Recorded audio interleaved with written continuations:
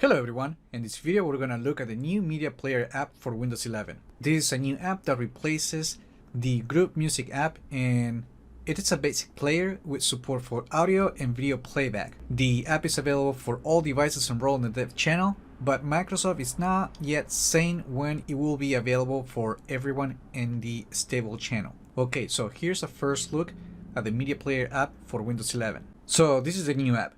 It's pretty basic. It follows the design trends of Windows 11 with render corners and semi-transparent materials. It does not integrate with any music services because it is an app to play content locally available on your computer. So when you first open the app, you will be directed to the home screen, which shows all your recent files.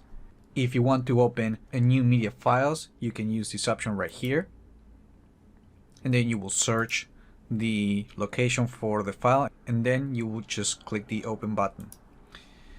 There is also a drop down menu that allows you to open an entire folder, and there is even an option to open a network stream if you know the address, which it can come pretty handy sometimes. Then there is the music library section, and here that's where all your songs will be displayed. You have a shuffle and play button to play things randomly, and you can sort your files, and there is even an option to sort by genre. Also, there is the albums tab that shows all the albums that you have stored on the media player and the artists. Also, if you want to add a new folder location that contains audio files, you can click the add folder button right here at the top corner, and then you would just search for that location, and you would just click the add this folder to music button to add it to the library. Also, as you played a new song, the information is going to appear in the bottom left corner, which you can click to view different images for that particular album and the album art. Like pretty much all the other media players, you can go previews, next, and you can forward 30 seconds and go back 10 seconds. You can turn on shuffle, and you can use the repeat option. You can also use this in full screen mode, and you can use the mini player. Then there is this menu right here that gives you more options, including the properties for that particular file. You have access to the equalizer with different options that you can set, or you can manually change the levels.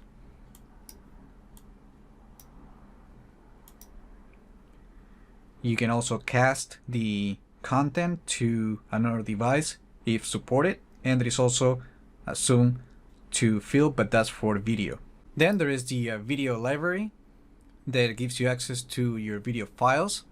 If you want to add another location with videos, you will click the add folder button, and then you will just select the location and click the add button.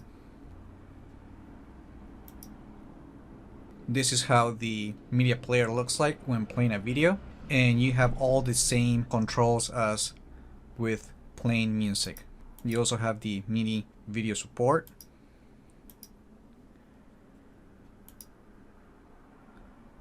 You can also use subtitles if available, and you also get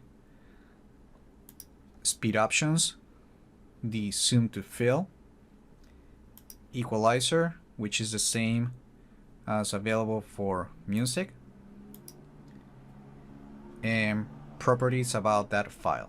From wherever you are in the application, you can right click on it and you can add it to the queue. The same for songs. You can also edit the information, and if you add it to the queue, it will appear right here, where you can clear the queue or you can save this as a playlist. If you want to add more files to the queue, you can click this button right here, and you can use the drop down menu to queue a folder or even a URL from a media stream. Then the last section is the playlist, and that's where you will find all your playlists. If you don't have any, you can click the create a new playlist button, and then you just type a name for the playlist and you just create one, and then you can add it to the queue. You can rename it, select it, and let's say if you wanted to add this particular song to the playlist, we just right click on it and select the add to option and select the playlist that you want to add it to, and then the song is going to appear on the playlist that you created.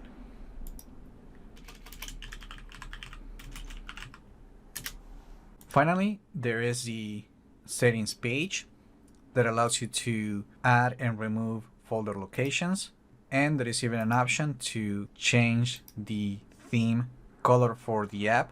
So this app supports the dark and light mode. So let's just switch it to the dark mode so you can see how it looks like.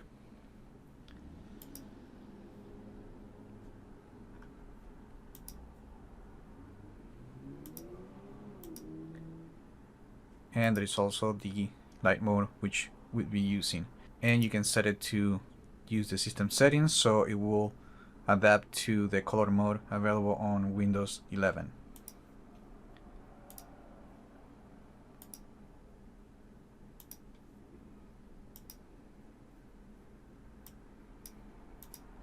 And that's pretty much it. That was a first look at the Media Player app preview for Windows 11. If you want to test this new application, you will need to have a computer enrolled in the dev channel.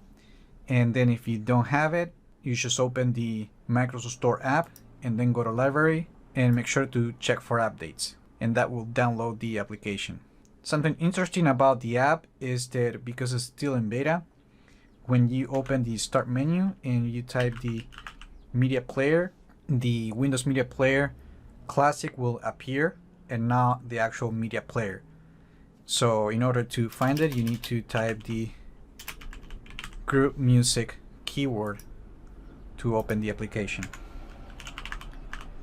But I'm pretty sure that that's going to change in the future when the app actually releases to the stable channel.